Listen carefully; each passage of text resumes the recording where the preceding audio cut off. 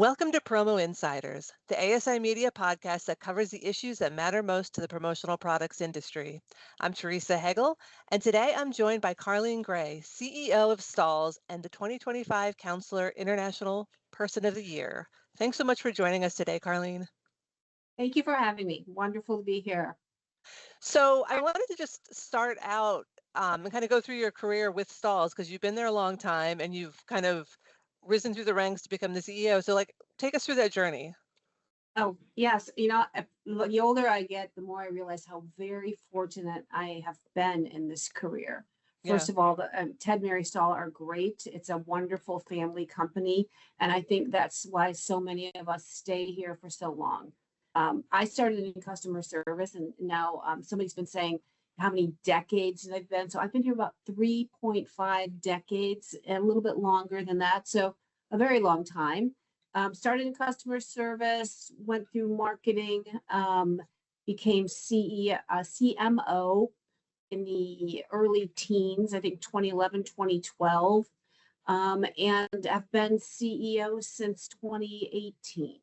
Yeah. It's been an incredible journey, wonderful. And I've seen a lot of change in the industry, and it's been, challenging, but exciting. It's never the same thing 2 days in a row. And I think I'm surrounded by a fantastic team and supported by a great family. So Yeah. it's wonderful. And I think it's so rare these days to have somebody really be able to take their whole career at the same place, but still kind of move forward. Do you credit that to the Stahl family? Like, why has this worked for you? Absolutely. I think, you know what? I've been doing some interviews with other women in this industry, and they've always said, like, somebody believed in me. Somebody saw something in me that, maybe I didn't see in myself. And I think every time I hear that, I think, same thing. Maybe I didn't see it myself. I am the first CEO that did come up through the ranks. Previously everyone was brought in from the outside. So, I was a little bit intimidated. Yes, it took me a while to get my legs in the job, but I understand the assignment, and it's challenging, but it's great to be here. And the beautiful thing about it is I can walk out on a shop floor of any plant that we have and know the people, and I knew them before they were married, as they're married, as their grandparents, all the way through to some retirements. But we do retire people after 30, 40, sometimes 50 years. And that says a lot about the management of the company, the ownership of the company. Yeah, that's So it's amazing. really good. Yeah, awesome. So, like you said, you became CEO, I think, in 2018, and you've done a lot in that time. So, what are some of the things you've done as CEO to turn Stahls into this globally known brand and kind of expand the reach internationally? Well, it was about 2 years ago. We had done a lot in the States, and we got wonderful. What is I in this job 2 or 3 years, and we ran into COVID. So you get through that, hopefully a once in a lifetime thing. And then we set our sights on the global marketplace and growth, and realized we were operating two, right hand, left hand, no idea what the other one was doing. We didn't really connect. It was a different business model over in Europe. So in May of 2023, we joined the companies. And really then it's about connecting your vision and your brand positioning and aligning everything there. We are an apparel decoration technology company, period. Ted invented heat printing. The company's been around since 1932, well established over here. We were always working on becoming more than the letters and numbers company. In Europe, we were somewhat known primarily through distribution, but a different business model. So let's just take, for example, if Michelle Bell said, hey, I'd like you to meet somebody, she's a great connector from Stahls, and she was introducing me to somebody in Europe, we wouldn't have the same value proposition. Our products and services were not the same. So we needed to correct that. You start doing that by developing your brand messaging, aligning your products, harmonizing the product portfolio across all of your core products, and then standardizing the flagship products, and then implementing a global R&D that standardizes them all going forward. So it created steering committees to make sure our formulas and our compliances were the same for our transfers, for our HTV, for the compliances on our heat presses. Those were the core foundational things that took, nearly 2 years to get our arms around. And so those have been really critical from a marketing standpoint. We're always loud and proud and doing all kinds of fun things at shows and in our marketing. And that was not repeated in Europe. We weren't doing those sorts of things. And we thought, okay, what the heck, we're going to do it. We're going to do activations. We're going to do collaborations. We're going to do sponsorships. And not believing that it wouldn't work or it wouldn't make an impression. Within 6 months, I was getting, who is Stahls Europe? What has happened to Stahls? You know, they have arrived on the scene, which has been, you know, really refreshing to hear. And this is before all of this was laying the groundwork for, you know, the acquisition of Fulfill Engine, which then just erases all boundaries. And ties, that platform ties the world together for decoration and fulfillment for any brand, any enterprise company at all. So I mean, it's a lot. We've done a lot in 2 years, really. And never fast enough. Never fast enough. Of course. Yeah, I mean, it seems like, you know, to the untrained person, you would think, oh, you guys sort of just like popped out of nowhere in Europe. But like, it sounds like it was like a lot of very strategic behind the scenes things, like a lot of hard work and then showing up and letting people know who you guys were over there. A lot of foundational work was laid in, and you know, a lot of people would think, oh, that's automatically there, you're automatically doing that. We weren't. It was just such a different there's a different business model. And then, you know, Europe has always operated with a very fragmented country by country sort of model. And you know, our next step now is a more centralized manufacturing model, a lighter, leaner business model using logistics to get products across Europe, which is different, you know, different from what most people will go into Europe thinking, but we know we can do it and that we have the technology set to do that with. So it is now, it's the next mountain to climb for us, so to speak. So you brought this up a little bit already, but I guess when you guys acquired Fulfill Engine, that was a real game changer. So talk a little bit about print on demand and how it fits into the global strategy and why this is such an important piece of the puzzle. It is incredibly important. So you have really 3 prongs. You have direct sales, obviously, which we've always done and we will always embrace. Our connection to our clients is so important. We've got clients on the books for decades and decades. And then you have your distributor model, which we have very loyal Hottronics distributors, heat transfer vinyl distributors. Those are in one part of the puzzle. And then you have our fulfillment and decorating partners, which will be the Fulfill Engine client.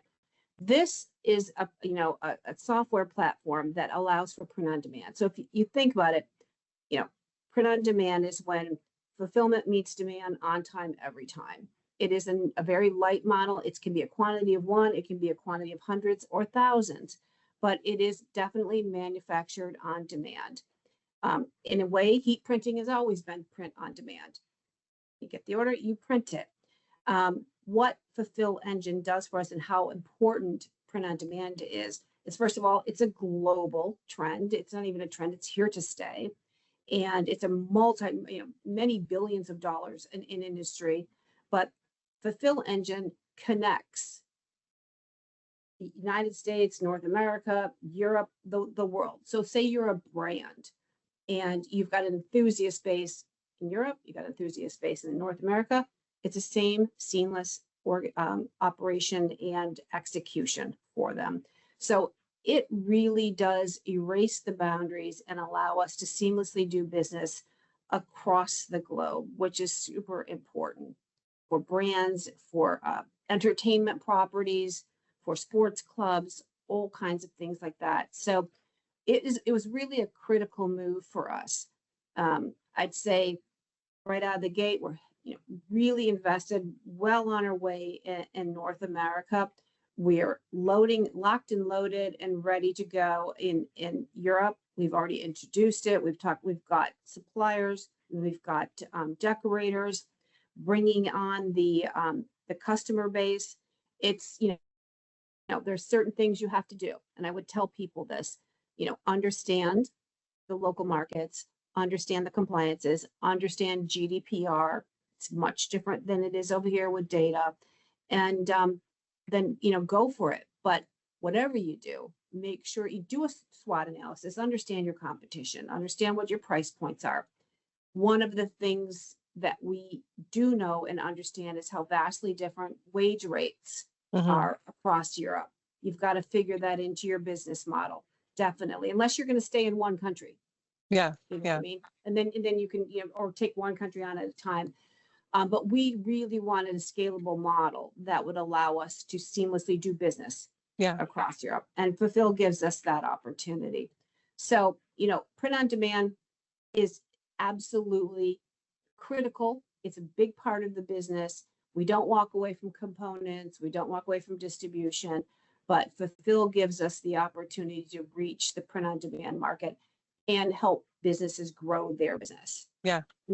I think really important to this is, just as it is here, we are a heat printing company. So we manufacture heat transfer vinyls and heat presses and transfers. But Fulfill Engine supports screen printing, embroidery, DTG, laser engraving, and more. And that's really important because the supply base on Fulfill Engine, helps people get their products into the market. They're the choice to be decorated. And then we fully support all types of equipment. So it helps the equipment suppliers in the industry. And then it helps the sellers, because if they know that there's a decorating and fulfillment, portion of their business they don't have to worry about, they can focus on selling, then they become a healthier business. So the whole ecosystem becomes healthier when you operate on a platform that allows you to do what you do best and rely on a network to help you out. Yeah. Yeah. No, I think it makes a lot of sense. Um, so I think you touched on this a little bit already, but the promo industry kind of as a whole, like in North America, is becoming increasingly global. I mean, we're always seeing more and more like mergers like internationally. Mhm. Um, but it's one of those things where I think sometimes people kind of go into it and don't really understand that market, or they haven't like thought it all the way through. But what kind of advice do you have for promo companies who are trying to expand internationally? What are some things they need to do to succeed? What do they need to know on kind of a cultural level? First of all, I would say, and this is advice given to me, think globally, look at the size of the market, what can you get, act locally, understand the cultural nuances. Don't let it stop you. Don't let it stop you. We have, like, absolutely, you can do business in English, but do the translation is easy now. Come on. Like in the currency thing, okay, so you have the UK, and then you have, for the most part at least, you can use the euro. Those things should not stop you anymore. But think globally, act locally, understand the nuances, understand, workwear and promo. And sometimes they're used interchangeably. But understand, do a SWOT analysis, understand the competitive landscape, understand labor law, for sure, from country to country. Very important. And understand whatever country you're going for first, or if you're going unilaterally, please understand the differences in the pay scales, and really do your homework. But I think the opportunity, somebody said to me about 6 months ago, um, it's a greenfield. Get over there, take it on. There is, there's room for somebody to take the lead there.